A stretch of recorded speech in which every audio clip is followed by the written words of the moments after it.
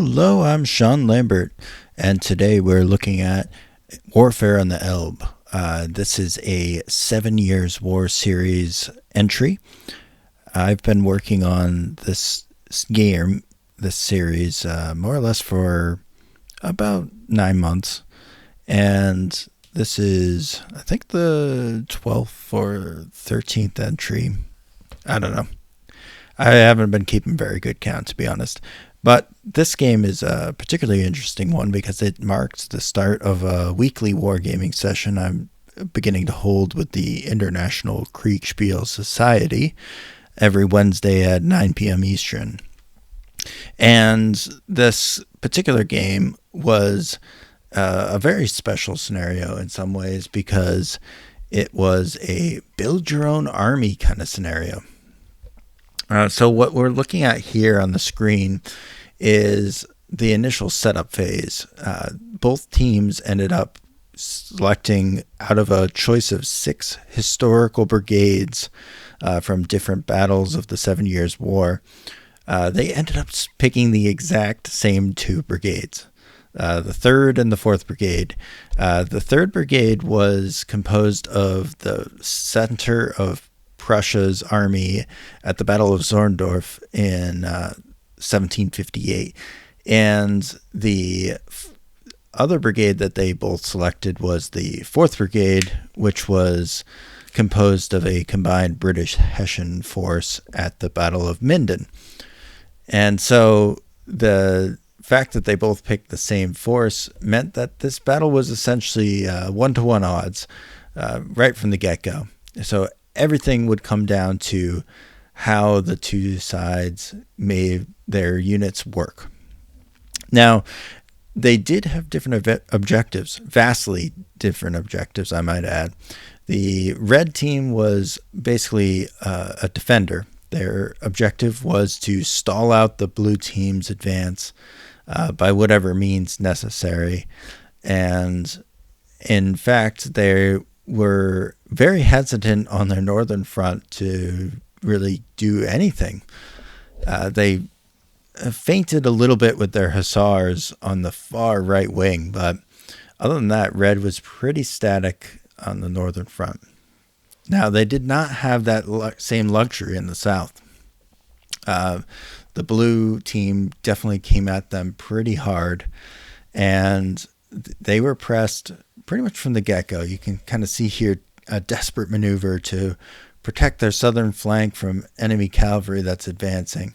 And you're kind of getting an idea of the fog of war that these players are experiencing. They can only see what their character can see.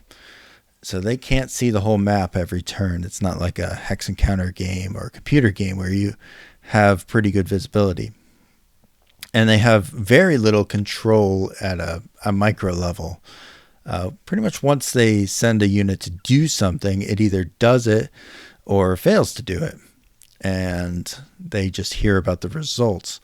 They're not necessarily able to micromanage every little interaction of the two forces. These are not super granular turns. We are resolving turns at a 15-minute interval. And we were moving along pretty much faster than real time. We resolved about almost 5 hours of in-game time in less than 3 hours. So we were going at a pretty good clip. The main decisive action definitely came in the south. And in that regard, I think that both teams did a really good job of trying to hang on where they could and fight the enemy off where they seemed weak. But with the sides so even, a lot of it came down to kind of a coin flip in some cases, where the red team looked like they were absolutely on the ropes. At this point in the battle, both I and my assistant umpire looked at each other and we're like, well, I think they're pretty screwed at this point. But it turned out they were not screwed. They still had a little bit left in the can. And in fact, it was the clever usage of their cavalry, splitting their cavalry force into different attack groups is really the key to the the better performance on the southern flank of the red team. I say better, but it's really only marginally better. And it's really those superior cavalry orders that spelled the difference. Now, cavalry is a very difficult type of unit to control or to order around. And so I'm not at all surprised that that would make the difference in a battle. And especially in the 18th century, cavalry is still a very decisive part of the battlefield. Maybe not as decisive as the century before, but it's still very, very decisive. And in a battle like this, one side loses almost all of its cavalry, and the other successfully drives off that cavalry and at least preserves its own, thus protecting itself if it did need to withdraw.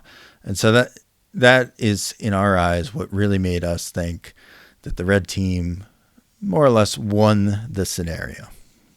That said, I think all the players did a really, really great job of playing this one, and I really enjoyed my first weekly live experience. Till next time, see ya.